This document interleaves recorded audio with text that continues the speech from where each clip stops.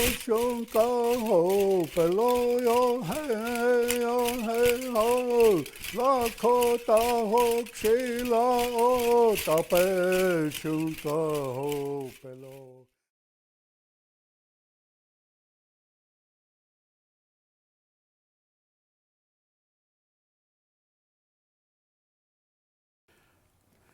Hey ha ya hey ha ya hey ho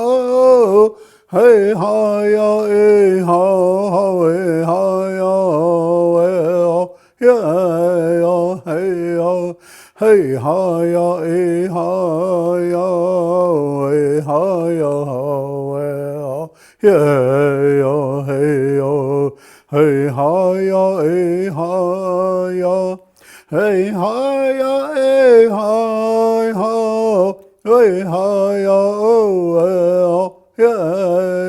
hey ho ta tia to pa wa he ta ya he pe la hey ho ta tia to pa ki you ha hi pe lo hey yo Lakota piki hey o te lo yo hey yo Lako we chochanki te wachilak oi ho leche wa uelo hey yo hey Hoea mitaku ye piampetu kile le mielo a kil najipi.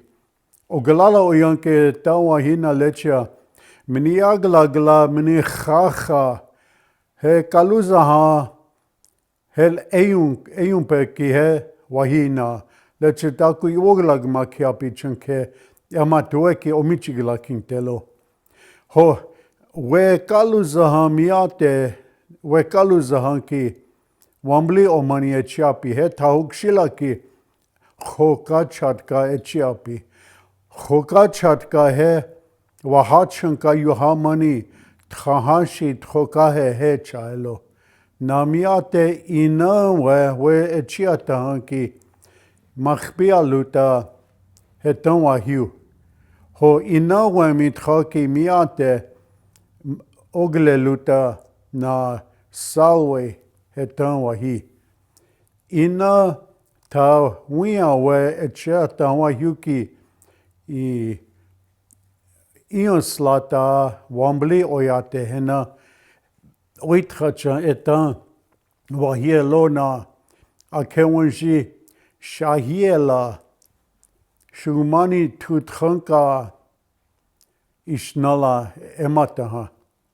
Ho imai chareki Matrop wakpala etaha hel o spaye oyanke hecha kuta oyate ota heche lakhotiapi na ojula lakhotiapi na kchia lakhotiapi cha lakota wogla kapi ki he wogla ke thoka he emata na hechel wayu na hechel spema kiapelo huyunka hel ichakwe ki eta ehake hel wayu ki oyate ta wokunze yuha imichaki wichasha tawoa kansh agya yuhaki matroa kanchiapi he hunkama ye na he chash truma kilo cha hechel imichakelo ho he takuwa kanyuhaki na tokesh ke wanachi oyate kchi wogla ke ki chi wogla ke ki hel isaka washi chamu na wawokie na takuku li la ota kiliglia ke wablake lo hel ho he lel cheji lechel omakilo ta piki he iopta iwagla ke ki chanteki choia wo otran yakel wagla kelo ho he le taku eprek unki iteshni yechetu ho hena echon spema kapi na akesha klograwo preki he okolaki che hel oapcha cha he oyate tranta ha oyate tkhanta ha. Ihunk iha o unye ki ekta voslolye hechel ahi. Hohe unle o ki le iopta wichoincha khonkila zata hiupi ki henacha wonspen voslolye wichunk umpikta hechalo. Hohe un oini himiche wana Lakota sol ayacha otechike he unle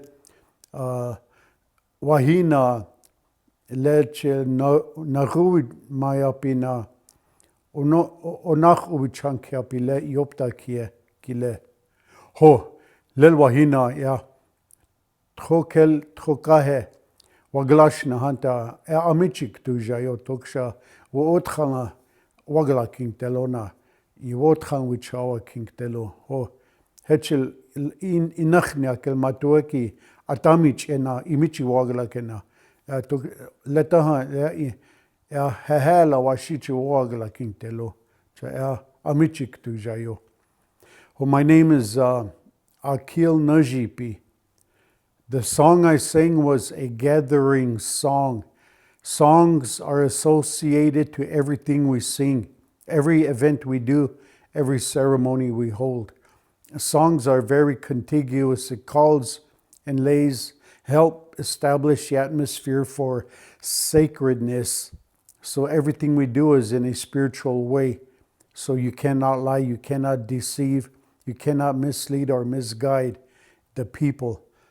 I am from the Oglala Reservation and the Rosebud Reservation, the two Kedlon Cheyenne River, the Standing Rock people up in Standing Rock, North Dakota, and my mother's from the Lone Wolf clan from the Northern Cheyenne. Those are her bloodline. I was raised in a very traditional community in Bear Creek, South Dakota, north of Martin, on the Pine Ridge Indian Reservation. In that community, in the Black Eyes community, all of us spoke Lakota, everybody spoke Lakota, and we conducted ourselves. That's another misrepresented identification of our people is how you conduct yourself. So the people that I come from down there, they're very ambitious, hardworking, but they're very humble. And that humility, I'll explain later on why that virtue is a very strong calling of leadership. I was made a headman when all these older men came together and they identified 7 of us and they put the headdress on me, the waposhta, the wapchaha, to represent my tioshpa. And I do come from Enitacha. His name's Wambli Omani, Walking Eagle. His son, Left Heron, they called him Makula, breast or chest. And why that name was, he was proud he had come from very strong ceremonial blood ties and spiritual connection. And his helper was a prairie dog. Asked that question, why prairie dog? And my grandma Cecilia told me, when your grandpa went up on a hill to fast on the 4th day, toward the afternoon, the gathering of they took his spirit and they took him to the gathering of the birds. And all day the birds held their meetings, their medicines, because they have their governance and their way about them too. So all the birds came together, and when they got done with their meeting and their gathering, they started to fly away. Well, the eagle left first because it was the biggest. So as he left, he created a spiral, a vortex, and all the birds couldn't break out of it. So about 2 in the afternoon, the heron, who's got a large wingspan like an eagle but a lighter body, was able to break out and branch out toward the left and broke the vortex. From that, all the birds were able to fly back to their origination of nesting within Mother Earth, is cosmos. So that's how he got his name, Left Heron. And from that, he gained very spiritual powers. He had such strong powers, Makula, his name was, that Red Cloud took him to accompany him during the treaty negotiation era from 1865 to 1868. Every band, every Tioshpaya had a Tacha and a Wakawi Chasha, holy man, while Makula accompanied Red Cloud during that time.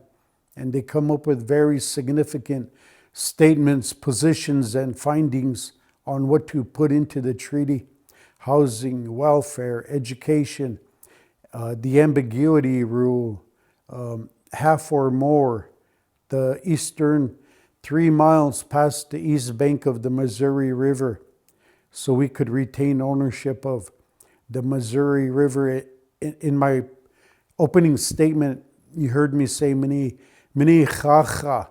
The Minnehaha is used by the non-Indians today, but that was the old name for Missouri River, Minnehaha. So whenever the holy men gathered for 3 years, they held their spiritual pilgrimage to communicate with the Creator on how to formulate the argument of the treaty. That's why the 1868 treaty, the 68 treaty, is very powerful and belongs to we, our people, everything that entails. And old man Willie Highhawk taught us the 1868 treaty song, and it goes like this. Hey hi yo, hey hi yo, hey hi yo, hey hi ho, hey hi yo, hey hi ho, hey hi yo, ho hey yo, hey yo, hey hi yo, hey hi yo, hey hi yo, ho hey yo, hey yo. Ake shaklo ke ble hechi apo ho we chach jalapiki o techi keloyo hey yo wa we chambla kacha tamakash nielo hey yo.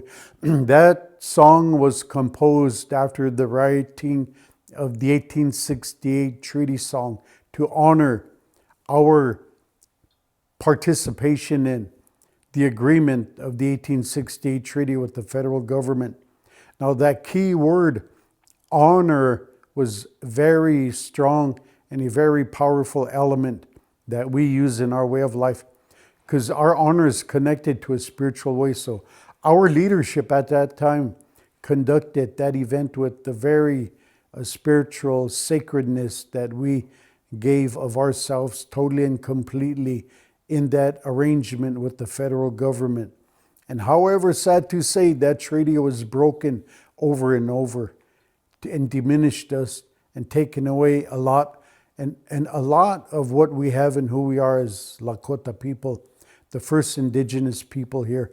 We honored our treaty. The United States Constitution doesn't appear to have any honor in its giving or sacrament of spiritual condonement to that element, that article, that treaty, that constitution. So that's why we are in a very bad situation, our quality of life on our reservations. During my introduction too, I also talked about a man who taught me how to be a spiritual person, a spiritual man. His name is Dawson Hasnahor Sr. He took me in his family in one of our ceremony called the Hunka, the making of a relative. And he, in his ceremony, gave me my Indian name. During the ceremony, he said a spirit came in. And so he stopped the ceremony and he said, it was a UEP ceremony. And he said, wait, we have a visitor. We're going to have him introduce himself. So that spirit told Dawson, he said, I come from the Lakota band way up in Canada, in the western edge of Canada. And my people were lost and they were in disarray. they had no leadership and they didn't survive. They had a hard way to live. So he said the people pushed me out to the front and the people made me lead. They chose me to be their leader. Well, that's my name. That's who I am. And he said, Ache Naji. And down here we say Akil Najipi. So the language, however used, is a little different here and there. Like Dakota, when they speak, they use different methods of different words here and there that are a little different. But it's all of the Oyate, the people. I'm going to jump back into a statement in Lakota and I'll explain it to you. Oyate Owana sel trankal imahetuya tiosh pae ota wichuhampi na hechena preta ile naji ile kie naji elo hechena ni uelo hohe ule tiosh pae hena echa ihani oyate o uye ki hel wichayu hapi na oyate trawopre ki hena echa uitracha hel iwogla kapi ho etaha tiosh pae imahetuya hena yuhapi ki he oitchacha wichayuha na wakichunze na ichapsinte na wakawi chasha na okawi chasha na preta awankapi na hel taku na homni kiapi ki okola kichie ki hena chantet inza na i shungskayuha na choka okola kichie. Inagnakel okola kichie ota wichayu hapi. Na wia ko hena okola kichie wichayu hapi ki he I gatela wanji. Na kea okola kichie a kehe wanji. Na ota helio ota yu kampi. Na hena echa wonspe imahetuya wichayu hapelo. Hena echa iteshnia ot inziakel ochichiaka pihanta lila wapre ota wechi sota piktecha. Het pachab elgenake kinkte incha. Echa he I tohantwe Lakota uye voce ki wichuam piki chanupa yochla tehel which ptehinchala chanupa unkupi. Na chanupa wopre hel aikwage ki he troka he inika rapi he to halta kuwachu wichuam piki troke akchi inika ra uglakintapi traha chante nasula wichot khawachihi na naghi henacha uglakintapi na etaha takuwachu unkoprapi he inu pa hel wichuhampi ki hamblechia. Tue hamblechia pi hanta oglakapi na hamblechia ki he koshkalaka to hal wichasha ichage ki he hechel wichoch yuhapi na hel I iopta wichakiapi ho hetaha wichasha hechapi na ihake okola ki hel opchapi. Ho iamni ki he wiwangwa chi ichumpi ki hena. Na wiwangwa chi ki hel takwe ichumpi ki. Wia okonjla he I weki papsu ilagich api. Hokshi yuhapi, ishnati yuhapi. Na tohal winuch chala eki huni piki ho hetaha tagni hel we kaluza hamshnicha. Wichasha tchumnichel opcha okihipi. Chahe wichasha ishnala tukteni we papsumpshni erst tohal okichi zena uzuye iapi hanta na wicha opi na owa yuhapi owe yuhapi na owe shicha yuhapi hanta howek papsumpi. Chahe wichasha ilagich api na pachloka api na we papsumpi na makaka wek papsum egen kapelo. Ho hena echa ko hechel opcha ich apelo.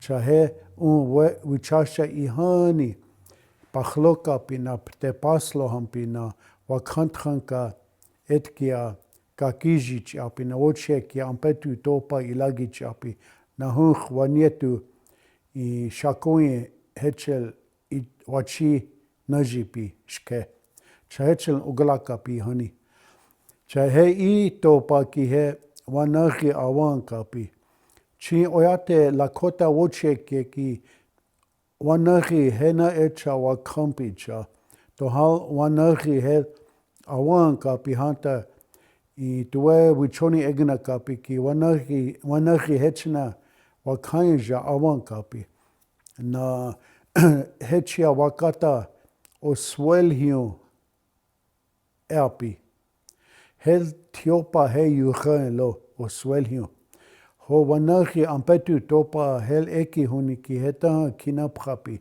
na o chamu I wankel hel ekta wanietu wanjila omani kahap yash hechena kamakatakia awi tiwahe awi chayuta hampi na woke wichakupi ho hetaha hena echa tiwahe wichozani washte na wapia washte na wiwayanke washte yuhapi na wawoke washte wichakupi cha wanietu wanji hel hiuki he ho wanache awi chayushtan wichoche hel yu ash he ihake na izapta ki hunka cha chi tuwe tiwahe he I oyate tchawash ake he tchokapcha cha he tohal hel hiuki tuwe wichagnani piki tuwe hekta ke egna kapelo ewichagna kapi na he taha tiwahe yuwash ake he hunkapi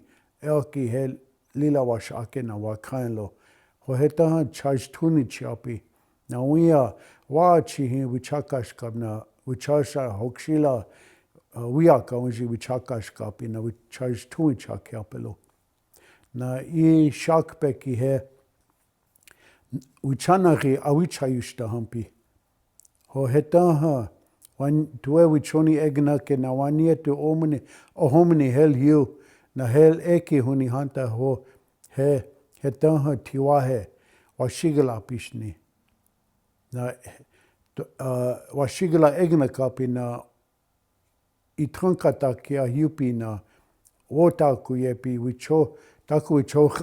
wichayu hapi hanta hetaha ophapi na hetaha opich api na hetaha I magari chiapelo na hetaha cheabshni cha wichocha hel wichayu hapi ki ishta wichak chipakintapi wasna wichak upi na champa wigili wichak upi na galakintapi na mini na wocheke woke wichak upelo ho na I hel isha kon hel ihake ki wichin chacha pi ho hel ihuni ki hokshila tohal wichasha ta wableze hel eki huni ki ho he etucha hokshila ki hena hamblecha wichakiapi na hetaha okola kichia ophapi na wechu suksuta I sampra hel opra ichiapelo na uspeucha kiapelo na wia ki hena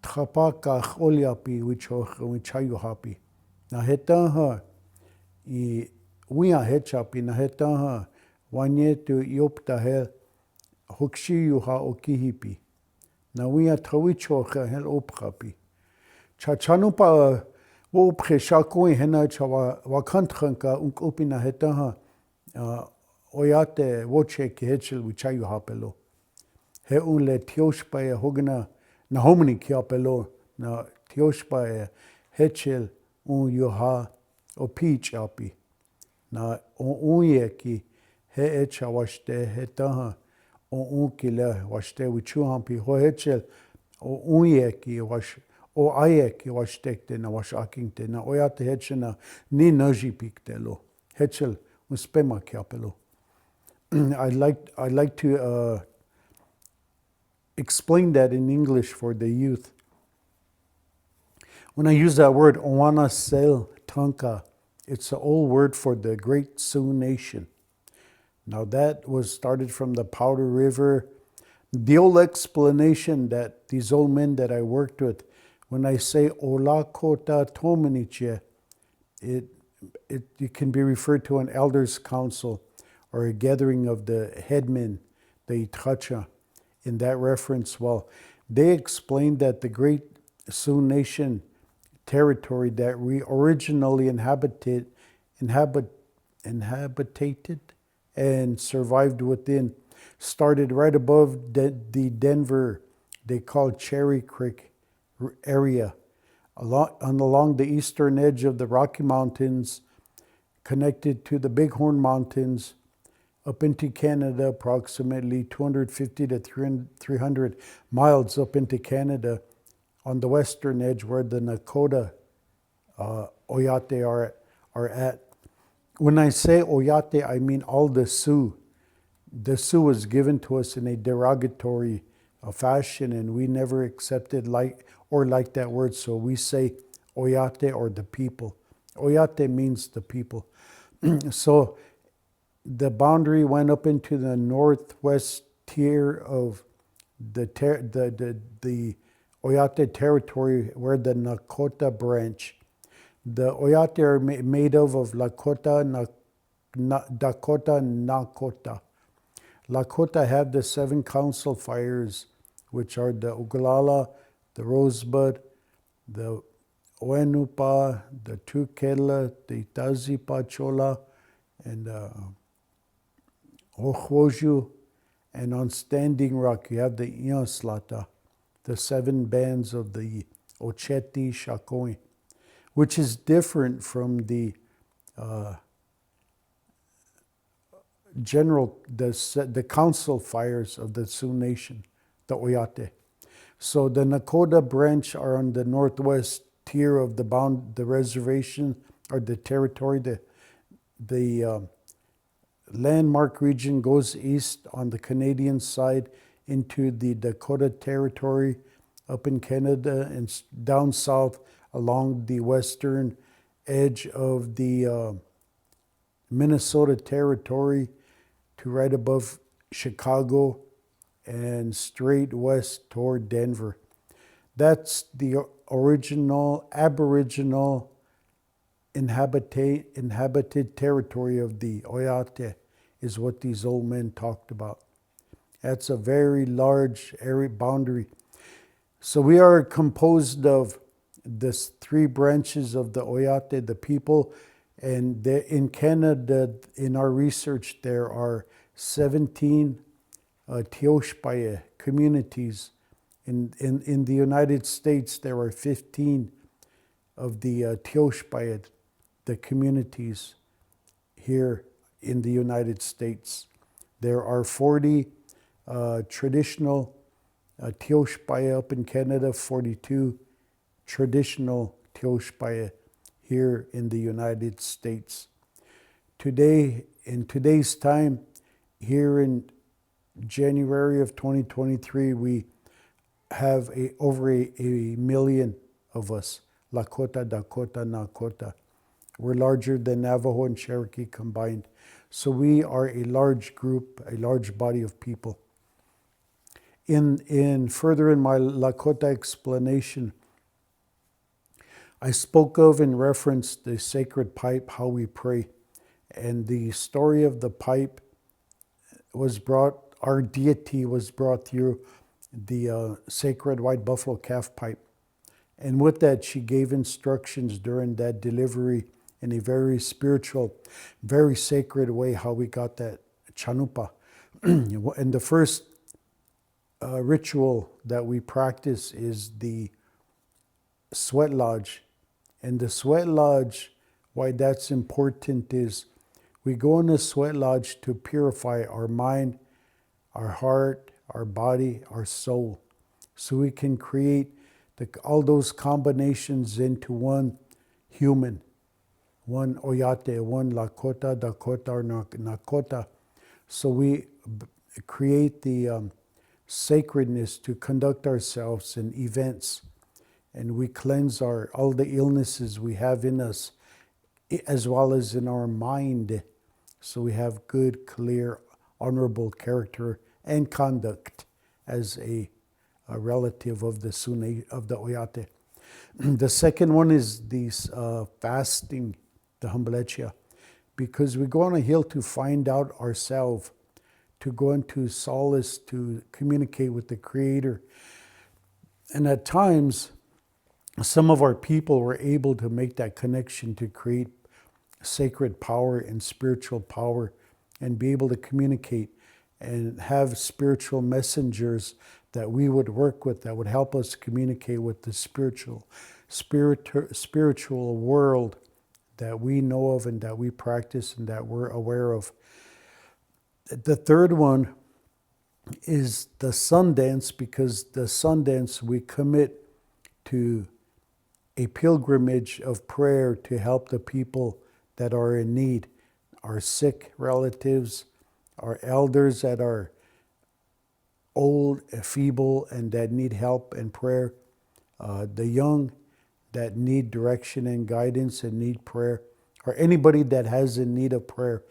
And why I explained the element of the blood was at the rites of passage, the men historically, traditionally, and culturally, the men were the ones that sacrificed to do the Sundance.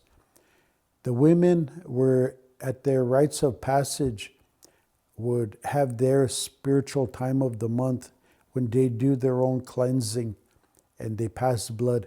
When they have a child, they pass blood. Up until their age when they no longer have their monthly spiritual time is when they become a grandmother and they could participate in leadership activity or council meetings or general sessions like that and do conduct sacred ceremonies and rituals. And that's why the men do not do that. So to honor a commitment of prayer, they would do piercing. They would drag the skulls in the Sundance. And 4 days, sometimes up to 7 days, they would Sundance and give of themselves and pierce and shed blood so the people may live. Now, that's the way I've been taught on that one. The fourth one is the keeping of the spirit.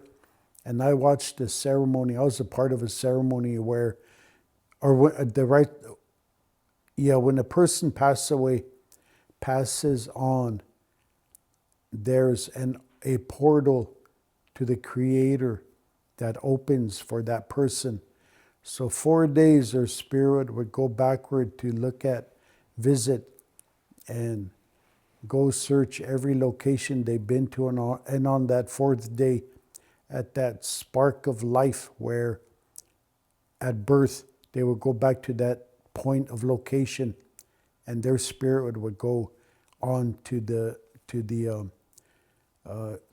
conduct their spiritual journey to the I heard one old man call it Chanupa Makoche, land of the pipe. I heard other people call it Makoche Wakan, the sacred land. So either place we don't know because we're living, but where their spirit goes back to that location where all their ancestors have passed on to. The fifth law of the pipe is the making of a relative. In the home, it's the first sovereign. And in the home, when a relative was lost, and generally a male from going to war or who would get killed on a hunt or whatever may happen, or even a child or at a stillborn or early birth or whatever, when a family member is lost, they would hold a making of a relative to replace that individual back in that home, to make that home complete, the sacredness of a home. And in that home, the men represented the hide to protect and provide and look out for the family.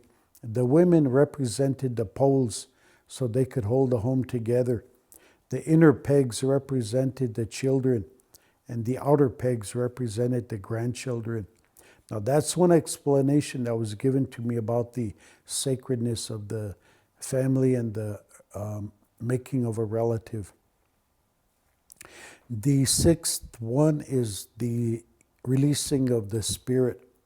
Whenever a relative passes on for a whole year, that spirit would look out for the family and make sure they had good health. They were protected. Their well-being was taken care of for that whole year. And at the end of that year, a ceremony would be held to release that spirit, so it would finish its journey to the sacred location the spirits all go back to.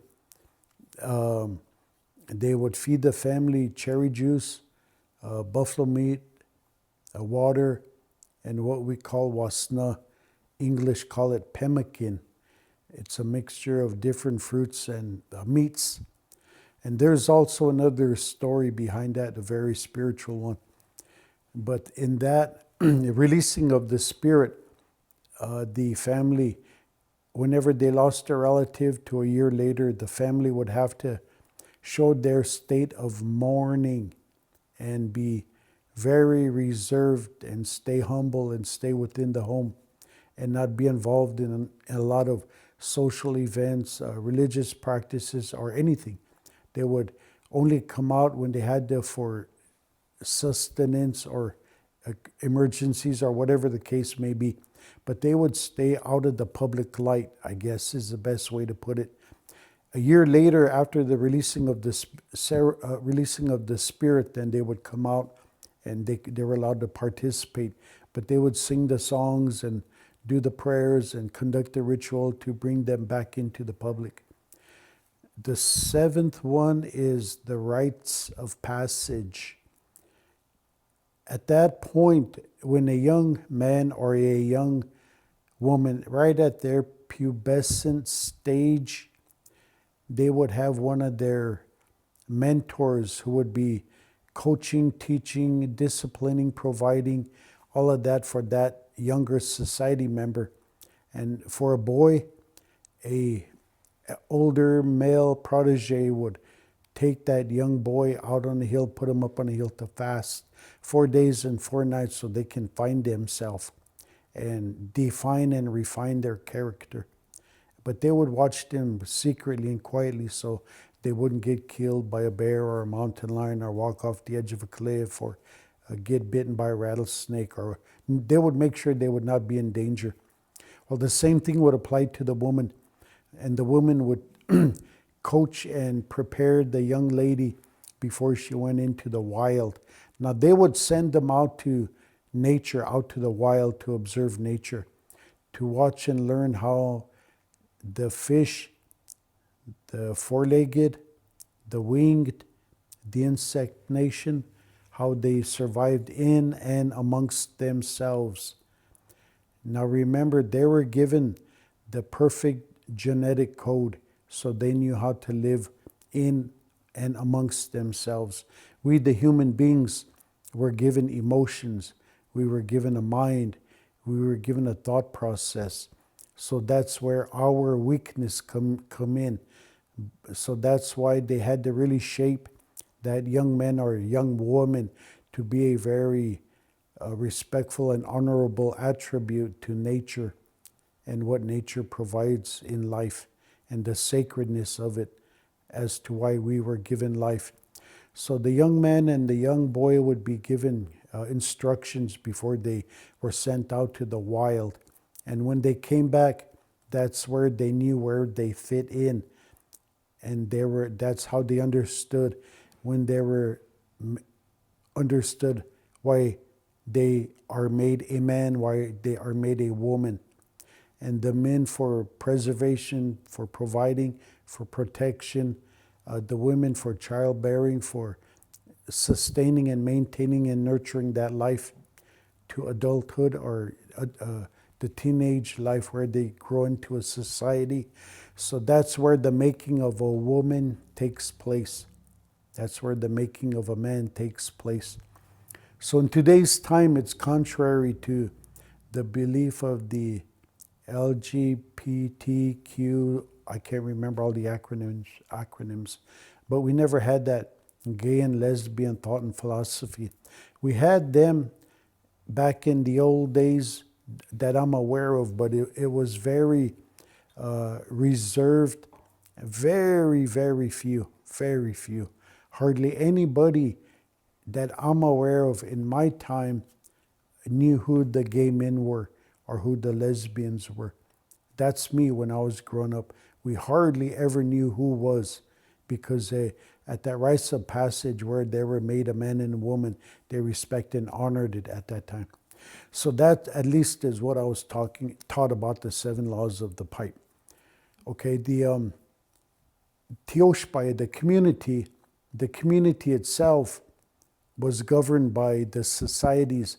They made the community operate, but in every Tioshpai, every community, you had your headmen, you had your Itacha, then you had your Wakichuns, who was like a coordinator, and he governed and guided and conducted and maintained the activity of the Tioshpai. So they knew what was going to take place for the 4 seasons. So nobody would pass away. They were protected and governed properly. And the 4 seasons of a summer, a fall, winter, and springtime. And they coordinated the movements, the activities, the gatherings, the events, the rituals, the hunts, or what needed to be done.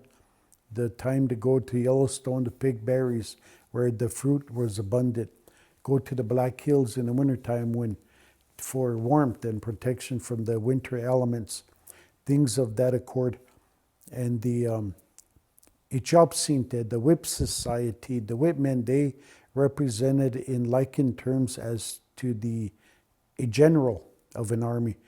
Underneath him, he had societies that performed protection and policing of the people.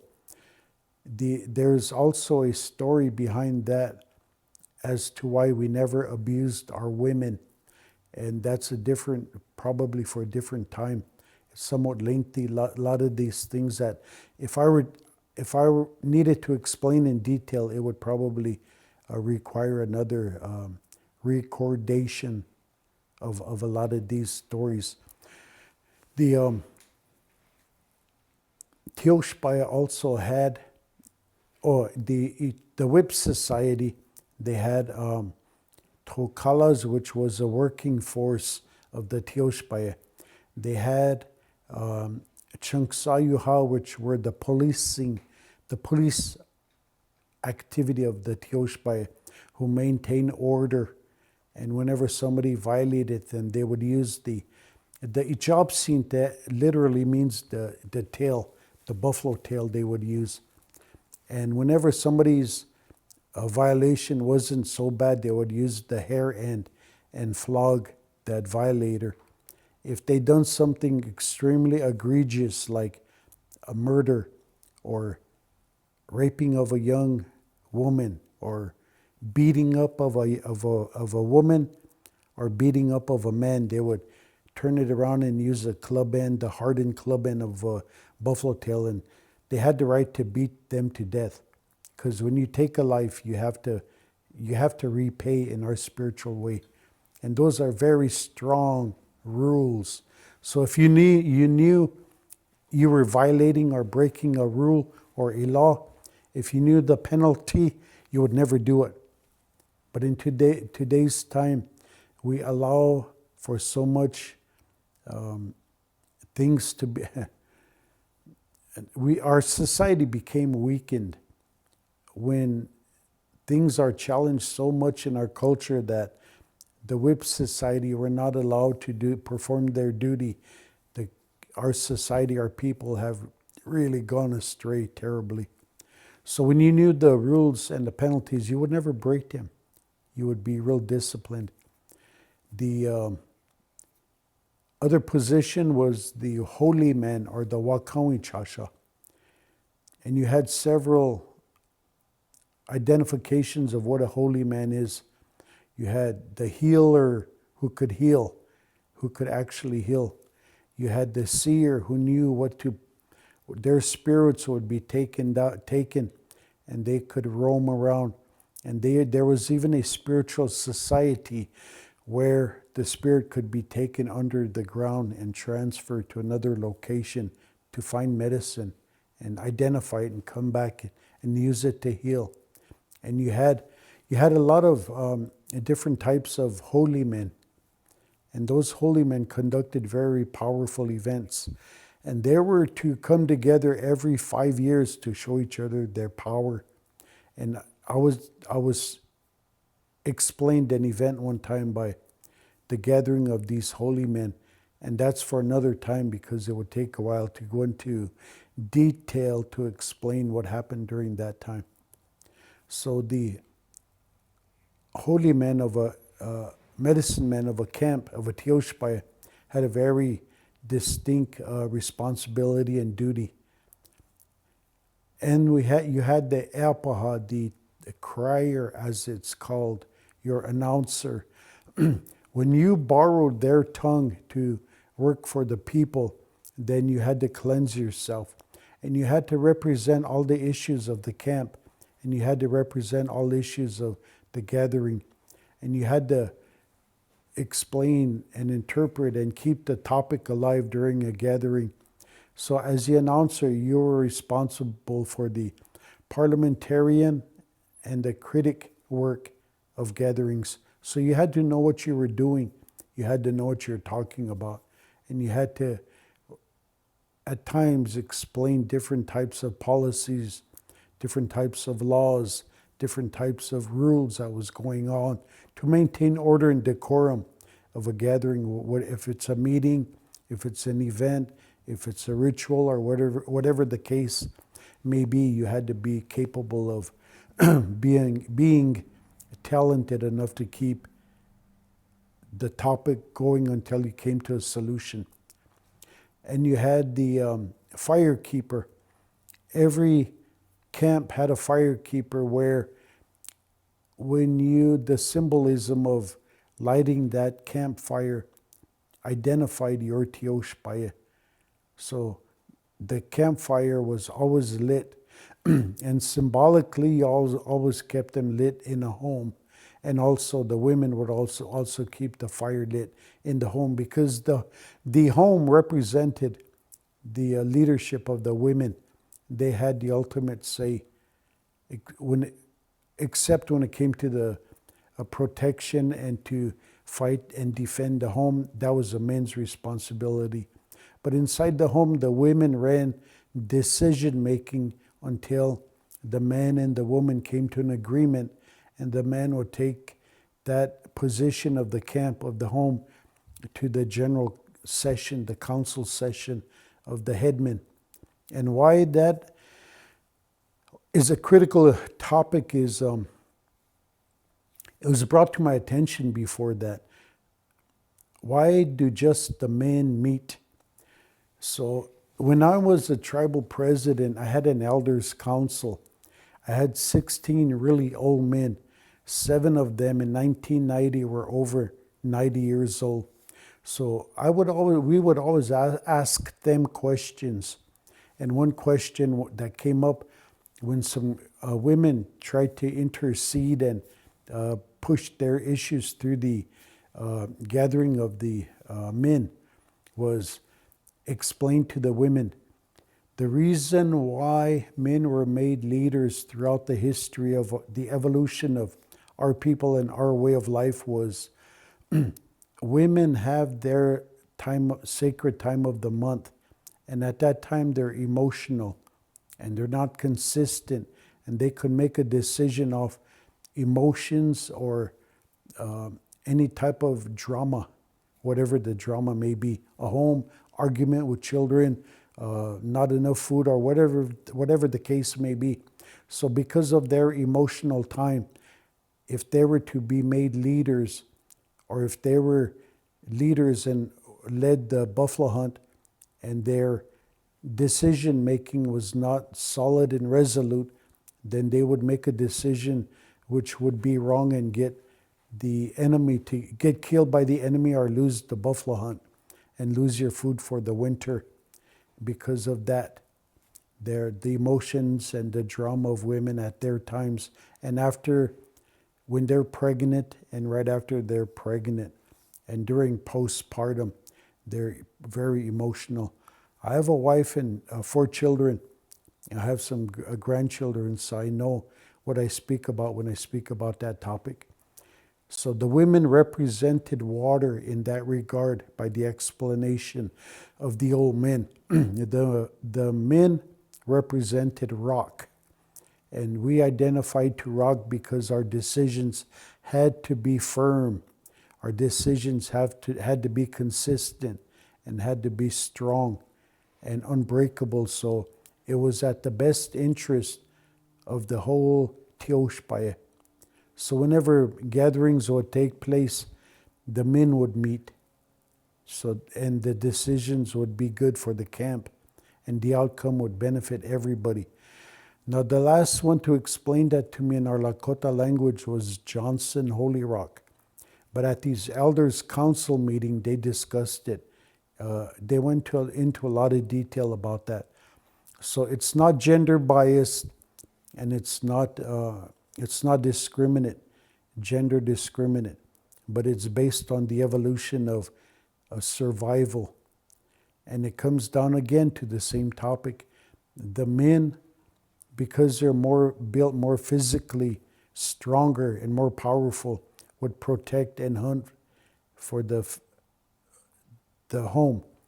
And the women were created to bring life, to nurture life, and to create nationhood. So we always had future generations behind us. So those two balance of elements made up of the men and women and the leadership of a camp. And that's why that was critical and very important. So the firekeeper in the camp, in the Tioshpaye, the societies that were in place were the ones that kept the Tioshpaye functioning, moving. The dynamics of their responsibility and their purpose is what culminated into a very well-represented Tioshpaye.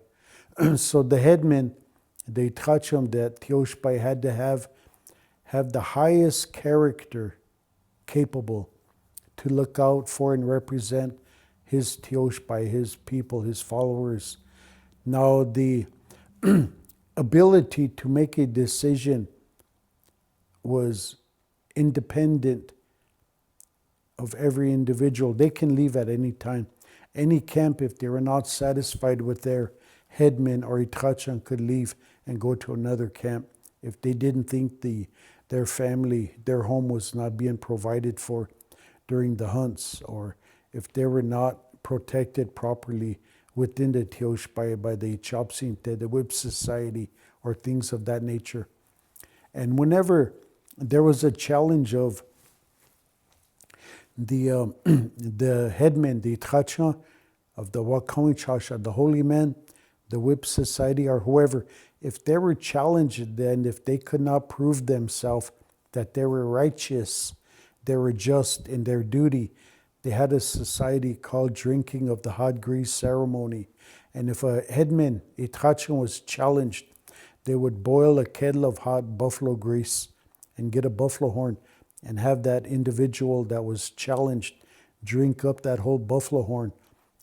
And if he survived, that was a creator's will. If they passed away, there was your decision. So you had to be forthright. You had to have the greatest character and the most attributable personality attributes to be a leader that was fair to everybody. And one of them elements was the humility. And it's mistaken in today's time. The humility of a person is not a sign of weakness, but a sign of character. And again, that purpose of humility. The animals, the four-legged, the winged, the bird nations, they were given the perfect genetic code. We weren't. So in order to realize that we were lesser than the Creator's gifts of life, we were lesser than. So we had the leader had to be greater in their character and responsibility for the Tioshpaye. At least this is what I've been told by people that had great background, great teachings in my past. The history of our people. And whenever we come together, we had to create an ability to get everybody to understand where we fit in the universe of life.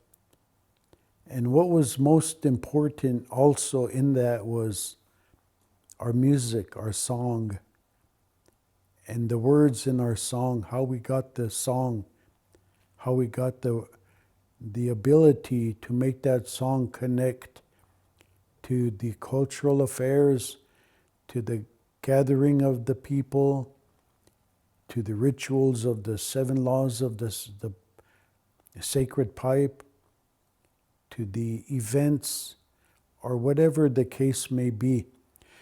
The music was very important. So every song had a purpose for every event, for every gathering.